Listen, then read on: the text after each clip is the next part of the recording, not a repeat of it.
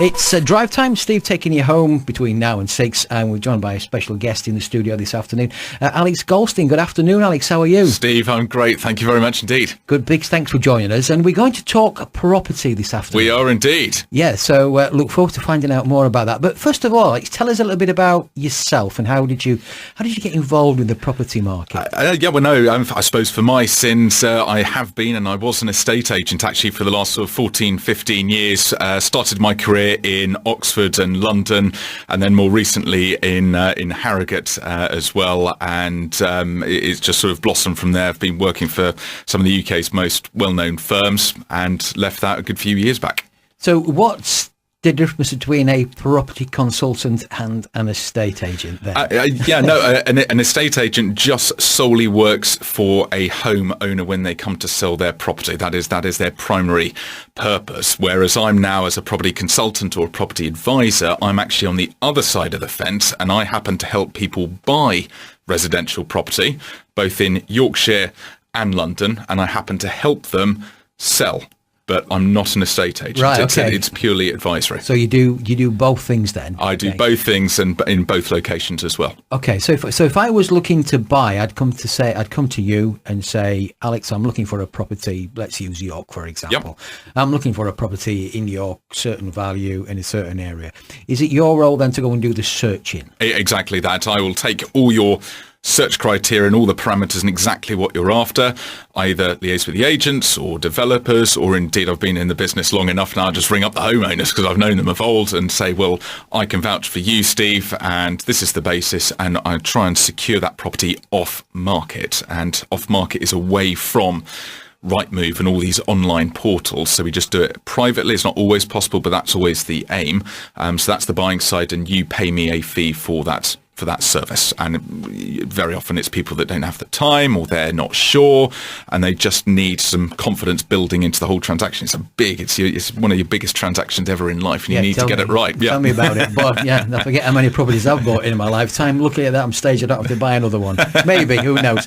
And what about on the selling then? Selling's a bit more unusual, and very often I get involved with people when they're thinking of going onto the market, and very often they haven't done it for 10, 20, sometimes 30, or I've had one recently, 60 years. They've never sold a property, and the market's changed even in the last 2 years. And so if you've never done it in that sort of time frame, what do you do, or where do you go? Or the other flip side of the coin is when people have been in the market for a long period of time, you're getting a lot of sales chat often from the estate agents, and they're wondering, well, I've been in the market a long time, where do I go? Where have I gone wrong? So that's where I independently come in and evaluate, and I'll say, Steve, you know what, you've been in the market a long time, but with my sort of experience, you need to change these sort of specific areas. We need to turn the sale around, and we'll head off in a particular direction. And that's when I bring in and manage and orchestrate said estate agent on your behalf. So it actually ends up that the estate agent pays my fee, not the homeowner. Right, okay. It's quite unusual. Yeah. Sounds interesting as well. So if somebody's been on the property for a certain amount, I don't know what is the average sale, the average length time of selling a property now? Oh, it's the ultimate question. I'd probably say from going for sale to under offer, I honestly wouldn't like to put a time frame on it, because every situation is different. Once you get under offer to exchange, normally it's between 4 and 6 weeks. Any longer than that, and alarm bells start to ring, and completion, when you move in and get the keys, normally it tends to be 4 weeks after you've actually exchanged. But again, that can vary on each transaction. But it's that exchange, it's getting from under offer to exchange, that is the most critical time, and you've got to keep that window of opportunity very tight indeed. Okay, so from your expertise as well, if the house has been on sale for 8 months. Yep, it does happen. I've had longer. Yep. Is that long? Does that mean there's something not quite right? Could be price or... Very, very often, I always think in very simple terms, there's usually 3 main factors that tend to go amiss. And normally it's a combination of these, but it tends to be either the photographs, it's the price of the property, or it's the presentation of the property. And very often it's a mix of that. Sometimes people have been hoodwinked, if you like, by estate agents, and they've listened too much to the sales speak, and they've bought into that, and they've signed contract. And again, it's then advising people how to actually sort of manoeuvre away from that. But it tends to be those three factors and just altering those accordingly. Okay, because I guess at times it's, well, if somebody's been around and somebody said, well, we think you can get, let's pick a figure, we can get 359 for this, and somebody said, well, no, I think you might only get 310. As the seller, you want to hear the 359, don't you? Exactly that. And that's exactly where a lot of people hang their hat. They hear three estate agents and they go with the one that's quoted the highest guide price. Yes. When actually that's the exact reason that you should not instruct that estate agent. You should always go for the estate agent that's possibly told you something you didn't want to hear. And you've always got to be illogical when choosing your estate agent. Don't just go for the guy that, as I said, over flatters you and grants you things on Planet 9. You've got to look beyond that and delve behind the scenes. And that's really where 15 years in property, you've sort of been there and done it, and you can advise clients, well, actually, this is what you need to look out for, and this is who to actually go with. Okay, well, we'll talk some more in a moment. Look forward to it. And we've got a great question about lawyers coming up. This is Steve. This is Vale Radio across North Yorkshire on DAB. We are talking property this afternoon. We've joined in the studio by Alex Goldstein. We've been talking lots of things about just buying, selling. But Alex, it's been quite a turmoil time in the marketplace with Brexit and things. What's the marketplace doing? I think at the moment, I think a lot of people, dare I say, I think lost their heads when Brexit came along, and I suppose I predicted, and a lot of people did, that there would be a bit of turmoil afterwards. But interestingly, it was actually an incredibly good time to buy, because if we now look at Brexit, it's all turned around very nicely, and there's all these countries wanting to trade with us, and it's all looking much more rosy. And obviously Mr Hammond, the Chancellor, is keeping it and trying to keep it, as is Mark Carney, nice and steady. But interesting, if you look at London specifically, that's come back 8 or 9% in recent months. So again, if you're looking to buy and you're ready to go and you're on the right basis, that is a fantastic time to buy.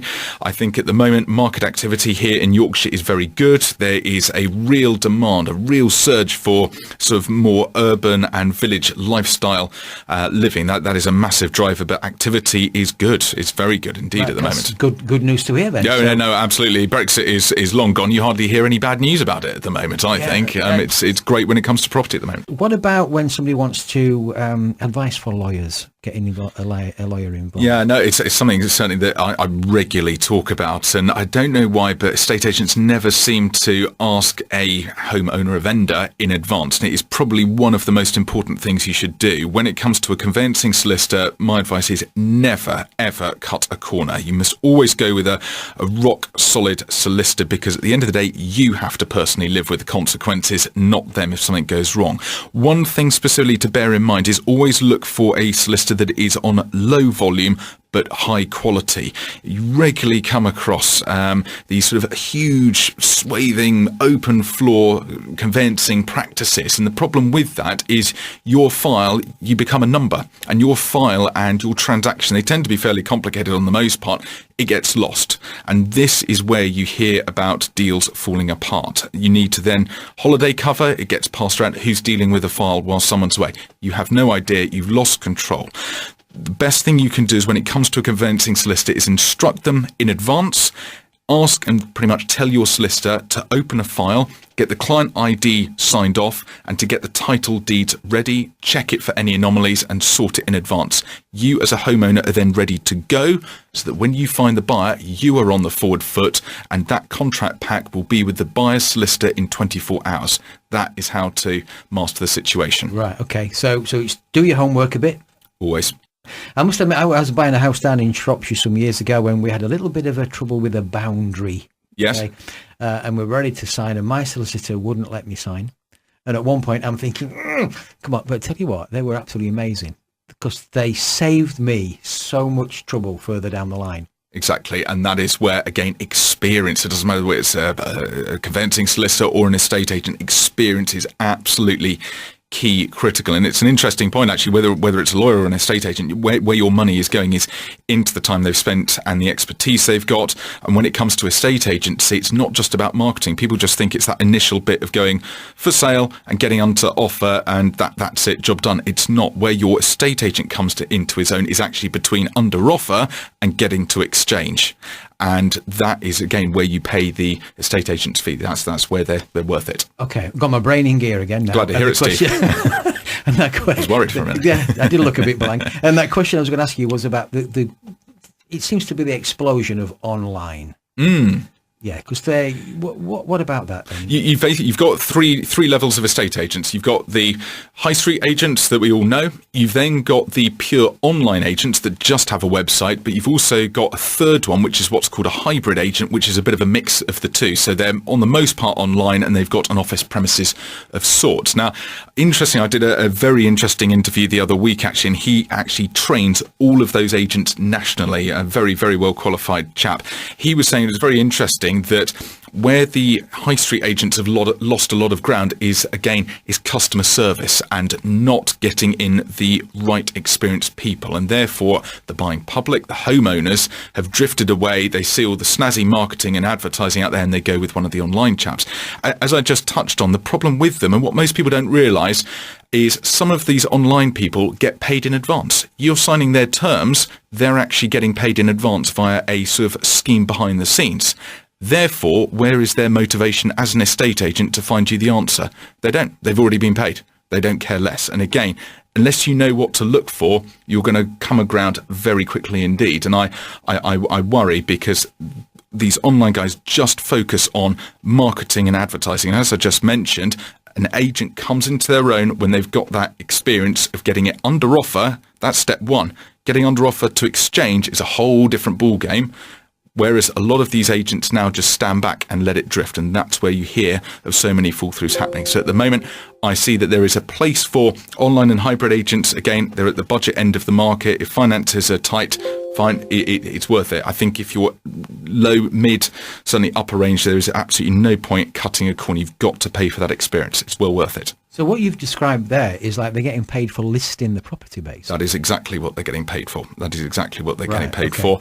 And you need to be very, very careful. Again, remember, estate agents, they're salespeople. They're commission driven, and it's all about that hunger and that drive. And if you're suddenly paying them up front, albeit you don't quite know about it, well, they can just take their foot completely off the pedal.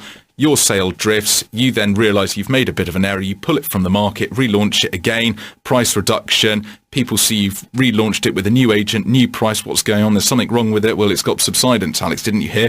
Well, you and I know, well, that doesn't exist, but the buyers out there put 2 and 2 together and come up with 5. That's the problem, and that's where you'll come undone. Right, okay, thanks for that. Are you all okay to stay for a bit longer? Very much so. I just want to talk about some great tips for people who are buying or selling before. Feel free. Okay. This is Vale Radio across North Yorkshire. We're talking to Alex Goldstein this afternoon. We're talking property, buying, selling, all kinds of things. It's absolutely fascinating. But we are talking property with property consultant Alex Goldstein. We've had a fantastic hour, lots of information. And Alex, just before you go, some tips really on selling and maybe buying? Yeah, no, absolutely. Yeah, no, I think when it comes to selling, how do I put this? The TV and some of those famous presenters do get it wildly wrong. Never, ever paint your house white and remove all the photos and take the pictures down and leave it as a blank room, because I always say it then feels like a hospital clinic. Who likes going to hospital? Absolutely nobody. So why present your house like one? You've got to remember that buying and selling a property, it's emotional. You're buying into a lifestyle. So leave the magazines out or the cookbooks by the Arga, that sort of thing, and leave the photographs of the children up. That's what people want to get a feel for. Present it well in clean, clear, simple lines, and please, as I've touched on, do choose your agent incredibly, incredibly carefully. And we haven't quite got enough time to run through it all, but again, if you're unsure, ask. The other thing that I talked about is instruct your conveyancing solicitor at the same time as your estate agent, and make sure that file is open and they are ready to go, because I bet your bottom dollar you will find the buyer tomorrow, you won't be ready and you'll be caught out. Right, okay. But keep it tidy, I guess, as well. No, absolutely. Keep it tidy. But again, remember, people, it's lifestyle that they're buying into. It's one of the very rare, if not the only, transaction you do in life where people are dealing in that sort of level of money and that sort of level of emotion. You've got to play to that strength. Do not paint it white. So, yeah, it needs to, what you're describing there, it needs to look lived in, doesn't it? Yeah, within reason, absolutely. Yeah, you want the photographs and the toys out and that sort of thing, not completely stripped bare. Yeah, okay. And what about buying? Yeah, no, buying's interesting because people sometimes think they've got it absolutely nailed, and I tell you, a week never goes by where someone doesn't get it quite right. When someone says cash, it means cash in a bank account. A mortgage is something completely different. So cash funds, make sure they're ready and accessible. I'll mention that you should email yourself a copy of that bank statement. I'll say why in a minute. Your mortgage, you must go through a mortgage broker. I would always recommend that because they'll search the whole market. A bank is just there to push their own product, of course, and ask for an agreement in principle, an AIP or a DIP, a decision in principle. Get that and email it to yourself. Is that an independent mortgage broker then? It is an independent mortgage broker. That's the one. And once you've got proof of mortgage, proof of cash, you've got it on email, use that in the negotiation. So when you go to the agent, you're instantly supplying, without them asking, proof of everything right up front, and you're turning the tables from the one sort of negotiating to the one then commanding the situation. Again, make sure when you're buying, your solicitor is instructed, ready to go. Same with a building surveyor. And I think the bottom line is, look, it is a people business. Make sure that you've got that great personal rapport, of course, with the vendor, because they're buying into you and vice versa. And again, make sure you're buying into the agent as well. If you're getting on well with them, they're more likely to do you a bit of a favour as when, if need be. Again, if you're unsure of any of those, do feel free to ask. Okay, and finally, you've got an event happening in Leeds, did you say? I do, yeah. No, I've got an educational talk on property investment. It's on the 23rd of November at the Crown Plaza, right in the centre of town. It's 6 p.m, and I think the talks sort of kick off at 7 o'clock. It's property investors is who it's aimed at. And again, if anyone needs a free ticket, do come through me. Okay, and if anyone wants to get in touch with you, how do they do that? Yeah, no, do feel free. Look at the website, alexgoldstein.co.uk, or call me anytime on the landline 01423 788 377. Alex, it's been a pleasure. No, thank you very much indeed. Thanks for joining us today. We'll Not at maybe all. catch up again in the not too distant future. Look forward to it, Brilliant. Steve. Have a wonderful evening. And you, thank you.